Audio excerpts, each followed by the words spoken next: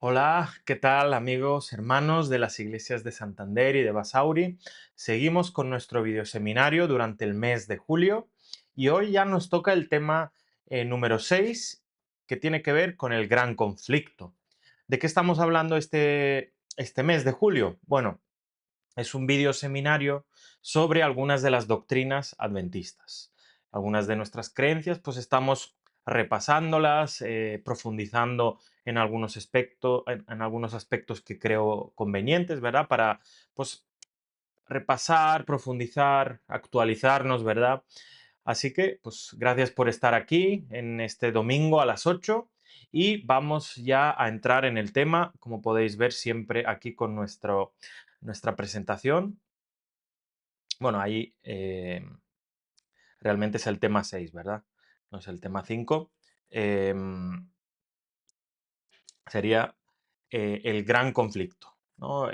Vamos a hablar respecto a si está en la Biblia este, este gran conflicto, porque sabéis que hay muchos cristianos que no ven la Biblia así de una manera tan consciente, ¿no? De que existe un gran conflicto. Luego, ¿qué diferencia hace tener en cuenta esta visión de la Biblia? ¿Nos ayuda en algo? Y, y si existe este conflicto, ¿cuándo va a terminar? Bien, respecto a qué diferencia hace, yo creo que los adventistas, con nuestra doctrina del gran conflicto, nuestra visión, más que doctrina es casi un panorama, ¿no? Sobre el que mirar la Biblia, ¿no? Nosotros, gracias a esto, pues vemos, somos siempre, no es que vemos, es que siempre somos conscientes de dónde se origina, hacia dónde fue, en qué momento estamos de la historia y en qué momento acabará. No es quizás estar más, tenemos una atención quizás más cuidadosa en qué momento estamos de la historia y de este gran conflicto que ahora vamos a ver con este texto, ¿verdad? Con este texto vamos a comenzar entrando en el tema, ¿no? Haciendo la introducción, que es Apocalipsis 12 7 al 9, que dice, entonces hubo guerra en el cielo, ¿no? O sea, incluso plantear de si existe esta doctrina o teología del gran conflicto, yo creo que es totalmente obvio de que sí, porque hay textos súper claros, este es uno de ellos, uno de los más elementales, ¿verdad? En el que presenta que hay una gran, empezó una gran guerra en el cielo, no fue en la tierra, y Miguel y sus ángeles lucharon contra el dragón y sus ángeles. En nuestra visión adventista sobre bíblica es de que el gran conflicto, dentro del gran conflicto, este Miguel, ¿no? Este ángel o arcángel Miguel es Cristo, ya que Miguel significa quien como Cristo, o quien como Dios, disculpad. Entonces, nosotros entendemos que es Jesús, y de ahí que otra lectura a este texto sería Jesús y sus ángeles lucharon contra el dragón y sus ángeles. Bien, el dragón también es, lo entendemos como una referencia, porque además en el griego es la misma palabra que, que se usa para la serpiente de Génesis 3, ¿no? Entonces, de alguna manera, una lectura eh, más profunda de este texto sería Jesús y sus ángeles lucharon contra Satanás, Lucifer, y sus ángeles. Y el dragón perdió la batalla y él y sus ángeles fueron expulsados del cielo. Este gran dragón, la serpiente antigua llamada Diablo o Satanás, el que engaña al mundo entero, fue lanzado a la tierra junto con todos sus ángeles, ¿no? Aquí es obvio que este pues, dragón se refiere a Satanás, y Miguel es Cristo mismo, ¿no? O sea, realmente Dios. Entonces, fue una... eh, entonces, a la pregunta de ¿existe el gran conflicto en la Biblia? ¿No existe esta doctrina de un gran conflicto entre dos poderes? Pues evidentemente sí. Em, y realmente hay más textos en los que podemos observar esto, pero quizás este es el más directo, el más obvio, el que más usamos como adventistas, así que bueno, por eso estamos empezando en base a este texto. Bien, la gran controversia entre el bien y el mal tiene su origen en el cielo. Eso no somos nosotros de alguna manera responsables o de que haya comenzado el conflicto. Nos hemos visto inmersos como si fuera en un campo de batalla y nosotros somos los civiles y hay dos bandos y pues nos vemos, somos afectados de alguna manera. Pero bueno, el conflicto empieza en el cielo, ¿no? Y Lucifer aspiraba a ocupar el trono de Dios y afirmaba que podía gobernar el universo mejor que Dios. Aquí lo vemos, ¿no? En Isaías 14, 12 al 14, que dice, ¿cómo has caído del cielo, oh estrella luciente, hijo de la mañana? Has sido arrojado a la tierra, tú que destruías a las naciones del mundo. Pues te decías a ti mismo, ¿no? Y esta es la clave, subiré al cielo para poner mi trono por encima de las estrellas de Dios. Voy a presidir en el monte de los dioses muy lejos en el norte. Escalaré hasta los cielos más altos y seré como el Altísimo, ¿no?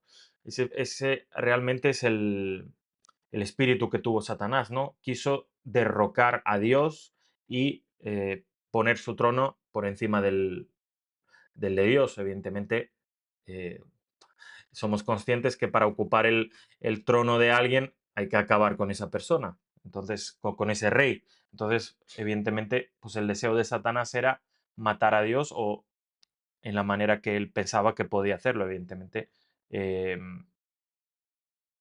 No es algo realista, ¿no? Si uno es consciente, porque Dios, pues, no, bueno, no es posible algo así. Así que bueno, obviamente ahí es la ironía del pecado, ¿no? A veces el pecado ciega de tal manera que uno puede tener propósitos en la vida que son absolutamente eh, absurdos, ¿no? En cuanto a, a lo que uno pretende hacer, o sea, no son realistas.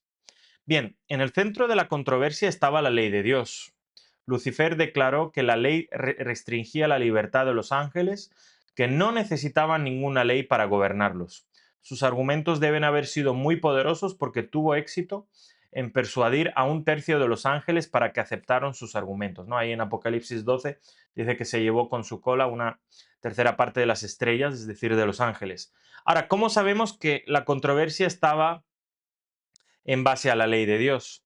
Bien, obviamente, si tú quieres, ah, hay varios argumentos, ¿no? Si tú quieres destruir a un rey, pues evidentemente quieres destruir también su gobierno y la ley sobre la que está fundamentada este gobierno. Pero realmente tenemos más argumentos, ya que eh, el deseo de matar es uno de los, entra dentro de la ley de Dios, ¿no? Como transgresión a la ley de Dios. Se dice en muchos sitios que él usó la mentira, ¿no? La mentira va en contra de la ley del amor y de la libertad, tal cual la conocemos. Cuando hablamos de la ley, realmente no es solo los 10 mandamientos, sino incluso la esencia de la ley, que es amar a Dios y amar a tus prójimos, ¿no? Y obviamente si tú los amas no vas a mentir, no los vas a querer matar. Entonces, evidentemente, de una manera automática, atacar a Dios es atacar a su ley y la ley del amor y de la libertad. Entonces, por eso sabemos que en el centro de la controversia también estaba la ley de Dios. No es que en la Biblia lo ponga en algún sitio claro, pero es algo que se deduce en base al conocimiento que tenemos. Lucifer mintió acerca de Dios y manchó su carácter, ¿no? Eh, Jesús mismo dice que Satanás es mentiroso, que él a través de las mentiras quiso ocupar el trono de Dios. Bien, Dios no destruyó a Lucifer inmediatamente porque las dudas habrían permanecido en la mente de las huestes celestiales, ¿no? Imaginaros, alguien pone en duda al gobernador y el gobernador, en vez de responder directamente, destruye a esa persona o ese ser, ¿no? Todo el mundo diría, oye, pero ¿será que él tenía razón y Dios ni se molestó en responder a las preguntas que él, a las cuestiones, ¿no? A las mentiras que él había levantado? Pues evidentemente ese es el motivo por el que Dios de alguna manera no podía destruir en ese momento a Satanás, porque realmente se tenía que asegurar de que, no, de que todo el mundo supiera que en primer lugar Satanás era mentiroso, ¿no? Que estaba engañando y mintiendo a todo el mundo. era necesario darle a Lucifer la oportunidad de revelar en la historia real a dónde conduciría su tipo de gobierno sin ley. Dios tenía un desastre cósmico en sus manos, ¿no? En base a todo esto vemos que pues hay un debate, ¿no? Se puso en duda a Dios, su gobierno, su amor, todo, su ley, y había comenzado el conflicto cósmico. El problema se complicó aún más cuando Satanás con éxito engañó a Adán y a Eva, ¿verdad? Les vendió, vemos sobre todo, ¿no? En la escena del engaño de Adán y Eva, cómo eh, él ataca a lo que Dios ha mandado, a lo que Dios ha enseñado, ¿no? Ataca a los mandamientos de Dios, de que pues simplemente Dios se los ha inventado y no hace falta guardarlos para ser feliz y para progresar en la vida. Pues a raíz de eso el pecado entró en el mundo, en el universo, ah, y había preguntas en las mentes de las criaturas de Dios que necesitaban ser respondidas con satisfacción para creer que Dios no era el que estaba engañando, sino que todo el mundo pudiera ver que era Satanás realmente el que engañaba a todos. El apóstol Pablo lo expresó de esta manera: hemos llegado a ser espectáculo al mundo, a los ángeles y a los hombres, ¿no? De alguna manera, Dios permitió que quizás no solo nuestro mundo, sino otros mundos fueran probados, y aquel que fuera engañado quedaría como quedaría ahí restringido el conflicto para que no se expanda por todo el universo, y ahí se probaría, ¿no? Como dice, en forma de espectáculo para el mundo, este caso, ¿no? En el que pues, nuestro mundo es el escenario de la batalla entre Satanás y Dios, aunque comenzó en el cielo y tiene, está envuelto todo el cielo dentro de este conflicto. En este caso, pues somos nosotros los que en primer lugar lo sufrimos y pues aquí vemos, ¿no? En primera persona el poder de Dios, el poder de Satanás, y pues aquí está el espectáculo, ¿no? Para todo el mundo, para todo el universo. Pues de que cuando Adán cayó en manos, en el pecado, Satanás usurpó el trono del mundo que Dios le había delegado, ¿no? Adán y Eva eran de alguna manera eh, los lugartenientes, mayordomos de Dios, y una vez que fueron engañados, su puesto fue ocupado, tomado o robado, entre comillas, por Satanás. Durante el ministerio de Jesús, Satanás fue juzgado porque Jesús llevó los pecados de todo el mundo, y el mundo fue juzgado porque Satanás ya no podía reclamar al mundo como su reino, ¿no? En la cruz, ¿no? Por su vida sin pecado y su muerte en la cruz, pues Cristo de nuevo toma el dominio de las manos de Satanás en este mundo. Satanás fue expulsado como el gobernante de este mundo, ¿no? A partir del momento que Jesús muere, Satanás ya no es el gobernante de este mundo. Cuando Satanás instigó a los seres humanos a crucificar a Jesús, el reino celestial, ¿no? Todos los ángeles, todos los seres que viven fuera de este mundo, ¿no? Vieron a Satanás como él era. Le arrancaron la máscara y perdió la última simpatía que alguien en el universo podía tener, ¿no? Oye, ¿será que algunos ángeles o seres celestiales que no se unieron al conflicto, pero podían haber pensado, ¿será que Satanás por ahí tenía razón? ¿Será que lo hemos entendido mal y él tenía buenas intenciones y de verdad nos revelaba cómo es Dios? Bueno, en la cruz se vio que él quiere matar, quiere destruir, quiere apoderarse indebidamente de todo, así que pues ahí todo el mundo pudo ser consciente de cuál es su carácter. Los seres celestiales tenían una concepción clara del carácter de Dios, y Dios había mostrado su amor y justicia al castigar el pecado, y su misericordia al proporcionar los medios para salvar al pecador, ¿no? La cruz reveló la justicia y la misericordia de Dios. Por eso en la cruz está nuestra victoria, nuestra esperanza, y por eso tenemos que tener ahí bien firme nuestra fe.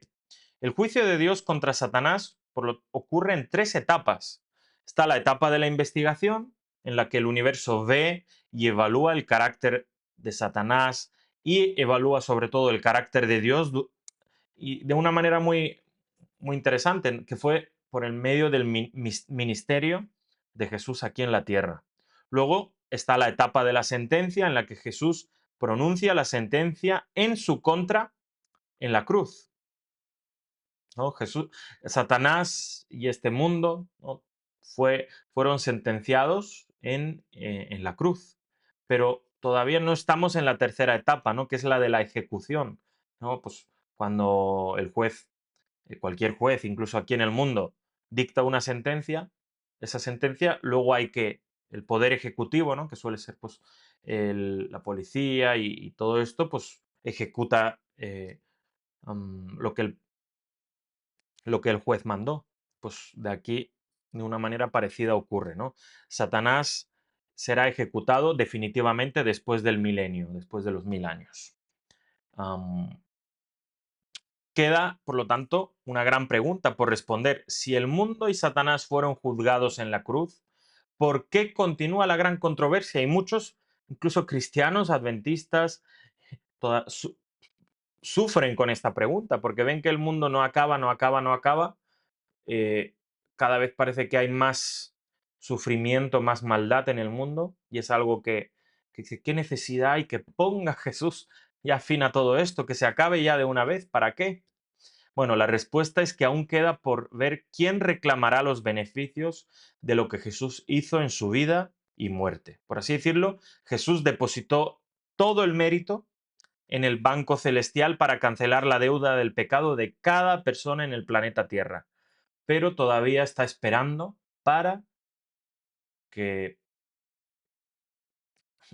el número de personas que Dios ha provisto, ¿no? O que ahí entramos un poco en el día y la hora, nadie la sabe, entonces no sabemos el motivo por el que Dios puede esperar más o menos, pero sabemos que de nuestro lado hay una razón clara, porque Dios quiere que cuanto más personas se salven, mejor. Entonces, ese es uno de los grandes motivos por los que no viene, para que cada día más puedan aceptar las personas a Jesús. Por eso el llamado de la iglesia es predicar y evangelizar, porque si no, ¿para qué estamos aquí, verdad? O sea, Jesús no viene para que más personas, no ha llegado todavía para que más personas se hayan de salvar, y entonces nuestro motivo por el que estar aquí es el mismo, para que más y más personas puedan escuchar de su mensaje y tengan la esperanza de la salvación. Sin embargo, para ser salvos, las personas deben venir a Jesús, ¿verdad?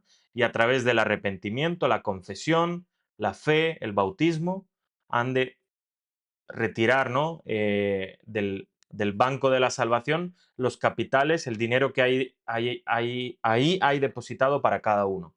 En la cruz Jesús quitó el reino de las manos de Satanás, pero solo legalmente.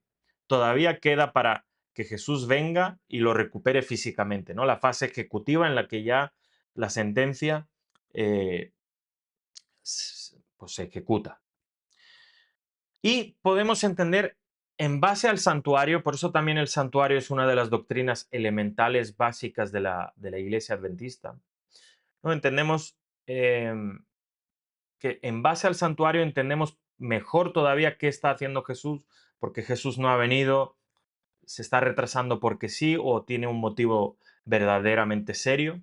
Y en el santuario se ve las etapas que se seguía, ¿no? En el santuario y en el templo, las etapas que tenía para salvar al pueblo, lo podemos ver que Jesús realmente está haciendo, en base a lo que había en el santuario, los mismos pasos para salvar y redimir a su pueblo. Por eso, estudiando el santuario, pues podemos entender mejor qué está haciendo Jesús, por qué no ha quizás regresado todavía. Podemos entender cuál es la solución que Cristo da al pecado y de alguna manera, mirando al gran conflicto con el santuario, las profecías, obviamente la cruz, entendemos mejor eh, a este mundo y qué es lo que Dios ha hecho para solucionar el mal en este mundo. Entonces, de alguna manera nos da paz, seguridad, esperanza de que Dios no se ha desatendido, no se está retrasando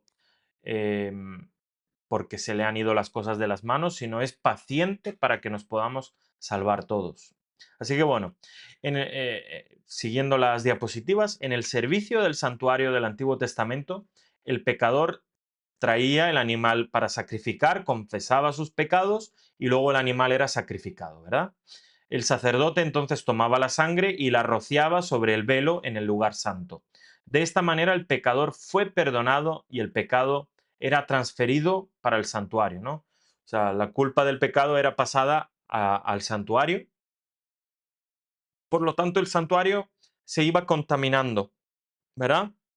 Con el registro de los pecados del pueblo de Israel en ese caso y era limpiado.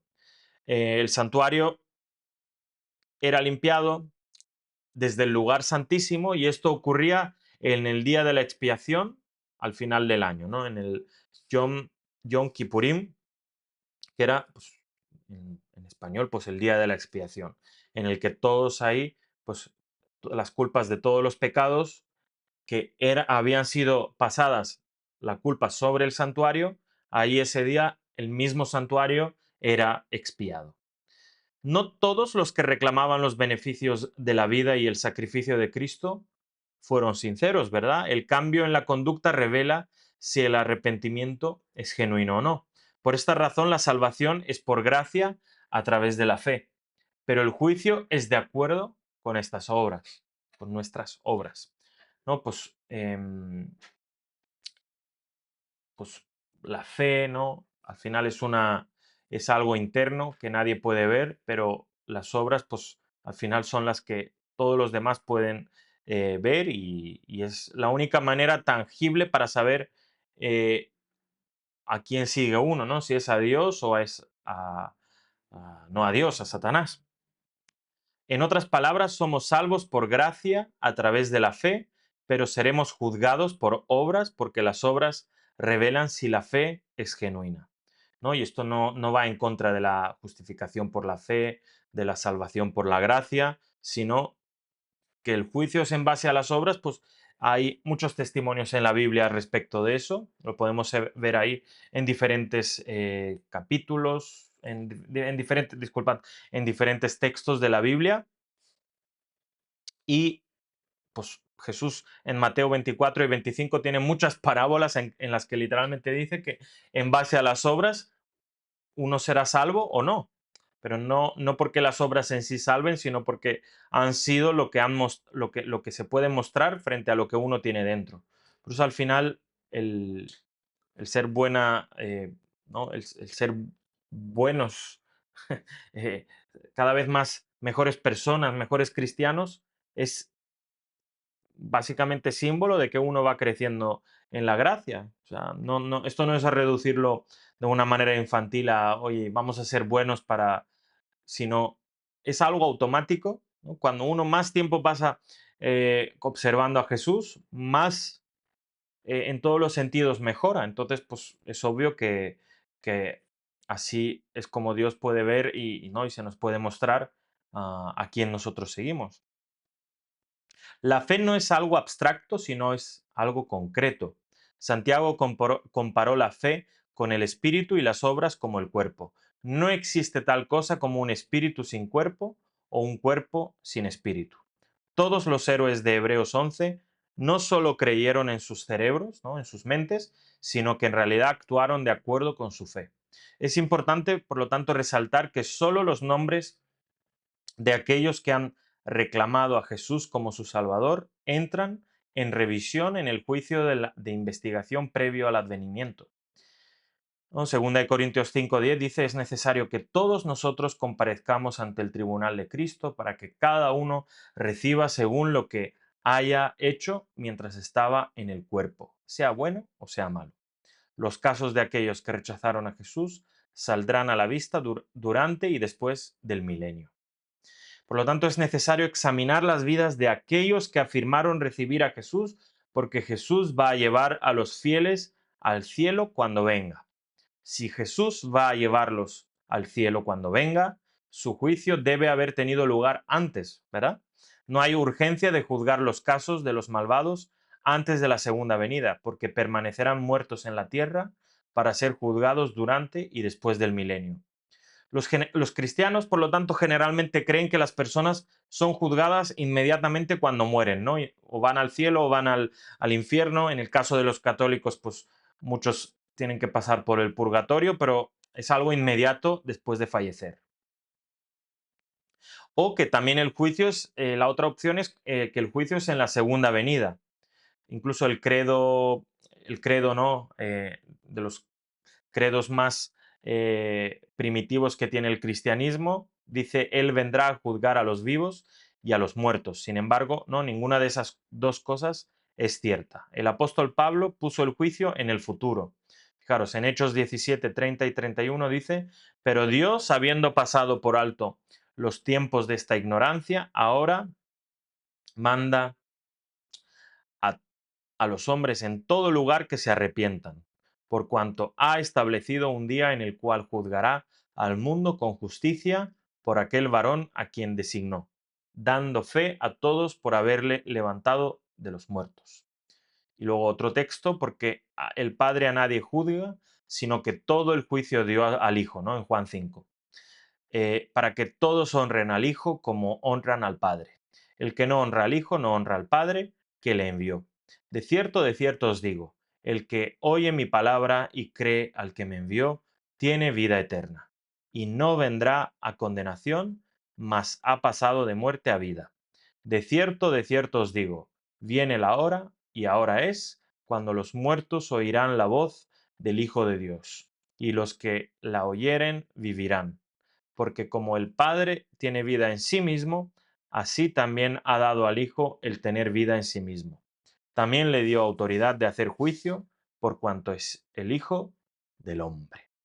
¿No? Pues ahí, obviamente, pues es un texto claro sobre cómo funciona ese juicio, ¿no? Que pues, es Jesús al final el responsable eh, de llevarlo a cabo. Bueno, en los tiempos bíblicos no había un abogado defensor como tal, ¿no? En el antiguo Israel había un demandante, un demandado y los testigos. El juez se desempeñó como juez y abogado defensor, ¿no? O sea, el juez era también el abogado defensor en ese contexto. Jesús, por lo tanto, es nuestro abogado defensor. Solo aquel que es completamente Dios y completamente hombre puede servir como juez por dos razones, ¿no? El juez debe ser plenamente Dios porque debe conocer cada detalle intrincado de las vidas de los que está juzgando. Bueno, debe ser capaz de leer emociones, sentimientos, motivos y pensamientos del corazón, ¿no? Debe ser omnisciente, debe pues, saber muy bien lo que está juzgando, pero también ha de ser completamente hombre para poder simpatizar. Fijaros qué interesante que esto es algo que la Biblia habla de que Jesús tiene la capacidad de simpatizar con nosotros, ya que también fue una persona de carne y hueso. Los acusados deben tener la seguridad de que el juez los entiende porque, por así decirlo, ha caminado en sus zapatos. También debe ser hombre para que no haya excusa en el juicio. Ningún pecador podrá objetar que el juez no sabe cómo de duras fueron sus tentaciones, ¿verdad? Pues por eso Jesús es Dios y a la vez hombre, y por eso es el mejor tipo de juez y abogado que podemos tener. Ante la pregunta, ¿por qué entonces Dios necesita hacer un juicio público? ¿No sería suficiente con su propio juicio y que Él diga, oye, yo he juzgado y he visto esto y he visto lo otro y hacedme caso y se acabó? ¿No podría hacer Él eso?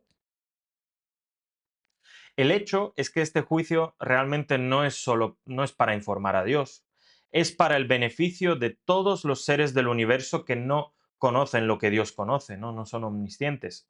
Es fundamental que los seres que no son omniscientes vean claramente que Dios ha sido amoroso y justo en sus tratos con cada persona en su creación. En cierto sentido, la cruz no solo reconcilió a los seres humanos con Dios, sino que también reconcilió el universo celestial con Dios, ¿no? O sea, como que ese juicio es en el que Dios prueba que cada ser humano que va a ser salvo se merece estar ahí porque realmente aceptó en su vida los méritos y la sangre de Cristo. Y hay muchas parábolas de Jesús que enseñan claramente esa diferencia entre creyentes genuinos y creyentes que se hacen pasar por buenos creyentes, pero no son genuinos, son falsos, ¿no? La parábola del trigo y la cizaña, que están en la iglesia. El lanzamiento de la red, ¿no? En la que hacen como una pesca, ¿no? Y se reúnen peces buenos y peces malos que luego se tiran. La iglesia también tiene vírgenes prudentes y vírgenes insensatas. El salón de bodas reúne a los invitados que tienen la prenda de la boda y otros no. Hay gente que, ¿no? Si no tenían la prenda correcta para la boda, eran desechados de la boda. Entre los que dicen seguir al Señor, están aquellos que dicen Señor, Señor, pero no hacen su voluntad, ¿no? Esto se ve en Mateo 25. Incluso entre el clero hay quienes se disfrazan de ministros de justicia. Y último, hay personas que tienen una forma de piedad, pero sin el poder, ¿no? Sin ser verdaderamente algo honesto. Por lo tanto, hay muchos ejemplos en los que se ve que hay personas que tratan como de engañar a Dios o engañar a la iglesia, pero no sirve de nada porque realmente Dios sabe lo que hay dentro del corazón de cada uno y lo puede probar a través de un juicio. La Biblia, por lo tanto, no enseña una vez perdonado, siempre perdonado, o una vez salvo, siempre salvo, ¿no? Ezequiel 33 nos enseña la historia de dos deudores. Si el arrepentimiento no es genuino, perdón, es posible que el juicio revoque el perdón, ¿no? O sea, si no somos arrepentidos verdaderamente, no tenemos que autoengañarnos ni tratar de engañar a Dios. Al final, al que tenemos que convencer, entre comillas, es a Cristo de que nos merecemos esa salvación, entre comillas, convencerlo, ¿no? Es una manera de hablar, pero básicamente lo que me refiero es de que necesitamos probar a Dios por medio de nuestra... No, o sea, quiero decir que Dios puede probar a través de si nuestros actos son genuinos o no, si podemos ser salvos, ¿no? Por eso de nada sirve hacernos lo que no somos, es mejor reconocer que si estamos mal, pues mejor reconocerlo frente a Dios que tratar de seguir viviendo una vida que quizás no tenemos. Bueno, ¿por qué tres etapas en el juicio, no? ¿Por qué el juicio tiene tres etapas? Bueno, cuando el Sanedrín estaba considerando condenar a Jesús sin el debido proceso, Nicodemo intervino y argumentó que una persona no podía ser condenada a menos que pudiera hablar por sí misma. Juan 7:51 dice, ¿juzga acaso nuestra ley a un hombre si primero no le oye o sabe lo que ha hecho? Nicodemo estaba diciendo que una persona no podía ser condenada a menos que pudiera hablar por sí misma.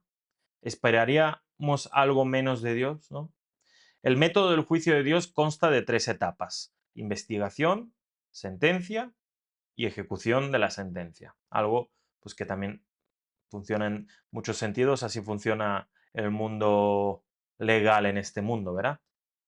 La clave para entender el proceso del juicio está en Juan 5, 28 y 29, que dice así: No os asombréis de esto, porque llegará la hora cuando todos los que estén en el sepulcro oirán su voz, y los que hicieron lo bueno saldrán a resurrección de vida, pero los que hicieron lo malo a resurrección de condenación. O sea, que habrá una resurrección para recibir la condena, que es pues, la muerte eterna. Entonces, vemos que estas diferentes etapas están en el mensaje de los evangelios de forma clara. Según Jesús, habrá dos resurrecciones, una de los justos y otra de los impíos. Sabemos que los justos resucitarán en la segunda venida, ya que en la Biblia se refiere a la primera resurrección, ¿no? Aquellos que murieron en Cristo serán resucitados y nosotros, los que estemos vivos, seremos transformados y llevados, ¿no?, con ellos. Tanto los muertos como los justos vivos serán recompensados en la segunda venida. Si Jesús trae su recompensa, entonces la recompensa debe haber sido determinada en un juicio celestial antes de esa venida, ¿no? Porque pues, tiene que haber probado a todo el universo que si va a llevar a fulanito, menganito y todos esos seguidores verdaderos, Dios lo prueba voluntariamente al universo que, que se merecen estar ahí, ¿no? Se merecen, bueno, no, ninguno se merece estar ahí, pero que esas personas aceptaron la sangre de Jesús, por lo tanto, pueden ser salvos. Sin embargo, surge otra pregunta. ¿Cómo podrían los justos haber aparecido ante el tribunal de Cristo en el cielo si hubieran vivido en la tierra? ¿No? ¿Cómo uno puede defenderse en el juicio a que ocurre allá en el cielo si, em, bueno, nadie sale de aquí despegado, se presenta en un juicio y vuelve, ¿no? O sea, como se dijo antes, la Biblia deja claro que todos debemos estar ante ese tribunal de Cristo, pero ese tribunal de Cristo se reúne antes de que Él venga aquí a dar la recompensa. ¿Cómo entonces estamos ahí en ese juicio? Bueno, la respuesta es que Dios guarda una transcripción precisa en el cielo de las vidas que vivimos aquí, ¿no? Todo lo que hacemos aquí en esta tierra queda grabado allá en el cielo. Y si a alguien le incomoda eso, pues eh, en primer lugar, no debería ser así. Y si es así, eh, debemos preguntarnos si es porque creemos que en nuestra vida pues, se puede ver algo que no queremos que los demás puedan ver. No nos incomoda la transparencia con la que actúa Dios. Si eso es así, pues eh, es una muestra que quizás hay cosas en nuestra vida de las que no nos hemos arrepentido plenamente. Bueno, en otras palabras, estamos personalmente en la tierra, pero en el cielo estamos en un libro, ¿no? Nuestra vida, nuestras obras está en un libro, eh, y en el juicio celestial aquellos que reclamaron a Jesús como Salvador aparecerán en el registro por el registro de sus vidas, ¿no? Y al final, ¿qué es lo que qué- con qué Jesús puede probar si uno se puede salvar o no? Pues con las obras de las personas que queremos estar ahí que estamos ahí en el juicio representadas por él. Jesús enseñó que los nombres de los justos están escritos en el cielo y nuestra ciudadanía está ahí, ¿no? Cuando nuestro nombre aparece en el juicio, Jesús examina el registro de nuestras vidas y confiesa nuestro nombre ante su Padre y los santos ángeles, ¿no? Qué poderosa verdad de que Jesús nos defiende como si nosotros mismos estuviéramos ahí reclamando por nuestra vida. Porque claro, Él murió por nosotros, entonces tiene el mayor interés en que todos seamos salvos, ¿no es cierto? En este juicio, Jesús revela quién realmente confió en Él y es digno de ser llevado al cielo. La investigación debe tener lugar antes que Jesús venga porque Dios debe revelar al universo celestial a quién tiene derecho a traer a casa. Este proceso de investigación se describe vívidamente en Daniel 7 y las parábolas del reino de Jesús. Pasemos primero a la escena del juicio en Daniel 7, ¿no? O sea, que todo esto que estamos hablando está en la Biblia, ¿no? No nos lo estamos inventando o tratamos de añadir a la Biblia algo que no está ahí. Por eso es una visión única que tenemos de la Biblia los adventistas, porque pues de esta manera que nosotros la presentamos, la verdad que no hay otra iglesia que lo vea, pero luego cuando vemos la Biblia sí que está ahí de una manera clara, ¿no? Así que pues por eso sabemos que Dios ha guiado en todo momento a la iglesia para que al menos a nivel doctrinal tenga una pureza y tenga una clarividencia eh, milagrosa. Milagrosa porque no es por mérito humano, sino es por mérito divino, ¿no? Que nosotros conocemos estas cosas. Bueno, dice Daniel 7 en el versículo 9, 10. Estuve mirando hasta que fueron puestos los tronos y se sentó un anciano de días, ¿no? Dios el Padre, cuyo vestido era blanco como la nieve, y el pelo de su cabeza como lana limpia, su trono llama de fuego y las ruedas del mismo fuego ardiente. Un río de fuego procedía y salía de delante de él. Millares de millares le servían y millones de millones asistían delante de él, que son los ángeles. O todos seres vivos ahí, pues que hay en el cielo, en todo el universo que no conocemos, ¿no? Y el juez se sentó y los libros fueron abiertos. Miraba yo en la visión de la noche y he aquí en las nubes del cielo, no a la tierra, sino al anciano de los de días, venía uno como un hijo del hombre, ¿no? Una referencia en el libro de Daniel de Jesús, que vino hasta el anciano de días, por eso entendemos que el anciano de días pues, es Dios el Padre y el Hijo del Hombre pues es el Hijo, Dios el Hijo, y le fue dado por el Padre dominio, gloria y reino, para que todos los pueblos, naciones y lenguas le sirvieran. Su dominio es dominio eterno, que nunca pasará, y su reino uno que no será destruido. Bueno, Jesús recibiendo el reino del Padre es otra forma de describir las bodas entre Jesús y la totalidad de los miembros fieles de su iglesia, ¿no? Aquí se ve pues, cómo Jesús recibe el reino, ¿no? Que es una referencia a cuando viene aquí en su segunda venida a recoger a todos aquellos que han de ser salvos. Ciertas parábolas de Jesús enseñan que Él recibirá el reino del Padre o se casará con su iglesia en el cielo para luego regresar a la tierra donde los súbditos de su reino, su novia, están esperando que Él los lleve al cielo para la recepción. Esto pues, se enseña claramente en el Evangelio de Lucas. Dice Lucas 12, 35 al 37, estén ceñidos vuestros lomos y vuestras lámparas encendidas, y vosotros sed semejantes a hombres que aguardan a que su Señor regrese de las bodas para que cuando llegue y llame le abran enseguida. Bienaventurado aquellos siervos a los cuales su Señor, cuando venga, los halle velando. De cierto os digo que se ceñirá y hará que se sienten a la mesa a comer y vendrá a servirles, que es Lucas 12, del 35 al 37, lo que hemos leído. En la parábola de las libras, Jesús informó a sus seguidores que iba a un país lejano para recibir el reino después del cual regresaría de nuevo a esta tierra. Lucas 19, 11 y 12 dice, oyendo ellos estas cosas, prosiguió Jesús y dijo una parábola por cuanto estaba cerca de Jerusalén y ellos pensaban que el reino de Dios se manifestaría inmediatamente. Dijo pues, un hombre noble se fue a un país lejano para recibir un reino y volver. Bueno, lo mismo se enseña en la parábola del vestido de las bodas de Mateo 22 del 1 al 14. Ahí las vestiduras que representan el carácter de los creyentes son examinadas antes de la segunda venida. Es inconcebible que las vestiduras de los creyentes sean examinadas después de que los redimidos estén en el cielo, ¿no? O sea, por eso sabemos que las vestiduras son examinadas antes de que Jesús venga. Y entendemos que las vestiduras pues, son ese carácter que representa si nuestra fe es genuina o no.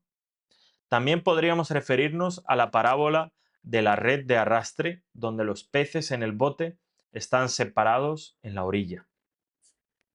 La mayoría de los cristianos rechazan la idea de un juicio celestial antes de la segunda venida, porque creen que el alma de una persona va al cielo o al infierno en el momento de la muerte. Si esto fuera cierto, todos los casos se deciden en la muerte del individuo y no en el juicio celestial antes de la segunda venida. ¿Verdad? El llamado credo de los apóstoles también está equivocado cuando afirma que Jesús vendrá a juzgar a los vivos y a los muertos. Él no viene a juzgar, Él viene a dar recompensas basadas en ese juicio, como pone en el libro de Apocalipsis. Los hijos del reino son aquellos que son arrojados a la oscuridad exterior, por lo que deben haber afirmado ser miembros del reino. Hay verdaderos hijos del reino y falsificaciones, por lo que deben tener lugar una obra de separación, ¿no? Esa separación es cuando Cristo viene a recoger a los salvos y desechar a los que no son salvos. Jesús se refirió a aquellos que serán expulsados del reino como hipócritas, ¿no? Un hipócrita es un actor, un pretendiente, un falsificador.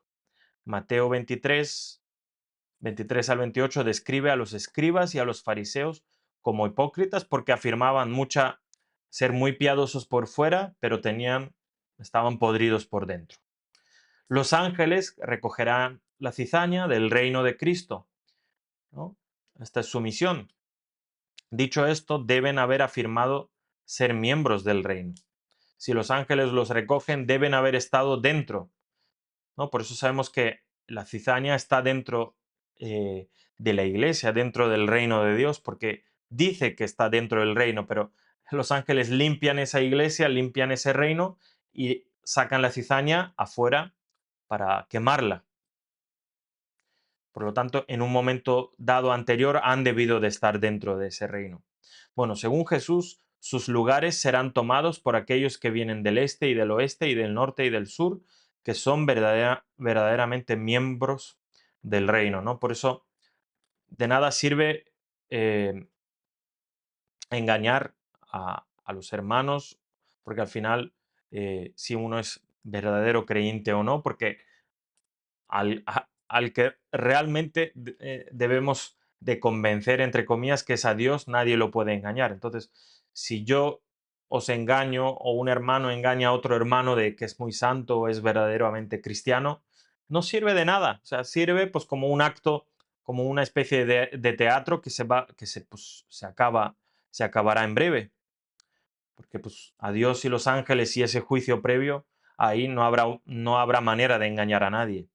Vale la pena señalar que ningún ser humano pecador es digno de salvación, ¿no? O sea, eso obviamente lo tenemos que tener claro.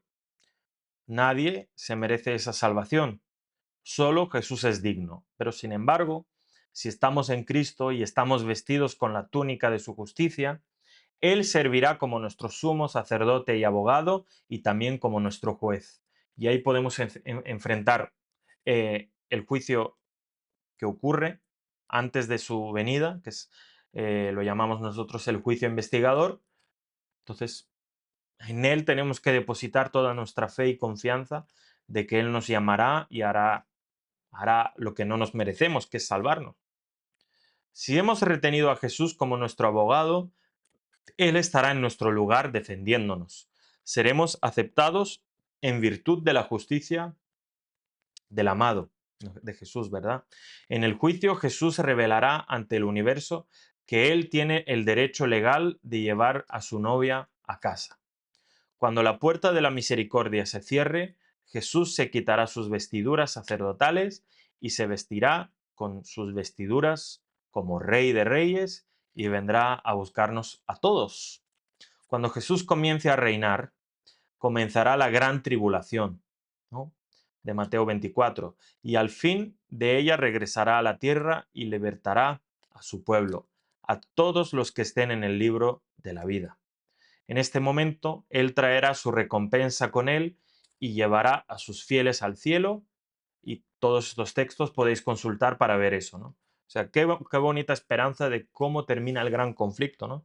Termina con la victoria del Cordero, la victoria de Jesús y llevando a su pueblo victorioso a disfrutar ya de la eternidad en paz y en amor plena. Por eso, al final, el tema del gran conflicto tiene que hacernos mejores cristianos, mejores personas, gente con más esperanza, con más alegría, porque sabemos que, qué es lo que Jesús hace y ha hecho por nosotros y cómo, sabiendo eso, podemos, de alguna manera, no estar felices, no estar contentos, ¿verdad? Jesús también habló de la segunda resurrección como la resurrección de la condenación, ¿no? Curioso, ¿no? Una resurrección en la que uno resucita solo para recibir una condena. Bueno, Jesús no describió que pasarán 1000 años entre ambas resurrecciones, pero, bueno, la revelación, pero en el Apocalipsis sí vemos que pasan 1000 años.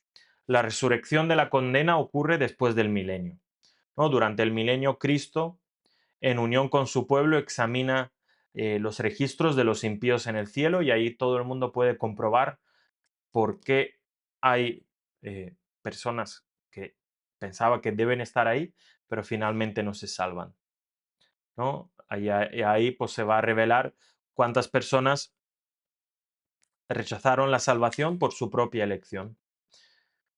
Esto es lo que Jesús se refirió en Juan 12:48, cuando dice, el que me rechaza y no recibe mis palabras, tiene quien lo juzgue. La palabra que yo he dado, ella lo juzgará en el día final, ¿no? Pues el rechazar el mensaje. Entonces la sentencia de muerte será pronunciada contra esas personas, ¿no? Bueno, en la corte celestial. Después del milenio, los impíos resucitarán y verán los mismos registros que Jesús y los santos examinaron. Los malvados tendrán su día en la corte. Al final del juicio, toda rodilla se doblará y toda lengua confesará que Dios fue amoroso y justo en sus tratos, ¿no? Los impíos serán castigados con la segunda muerte, que es la muerte eterna. Y en esto, pues Jesús nos habla en Juan 12, 48, ¿no? Pues este texto.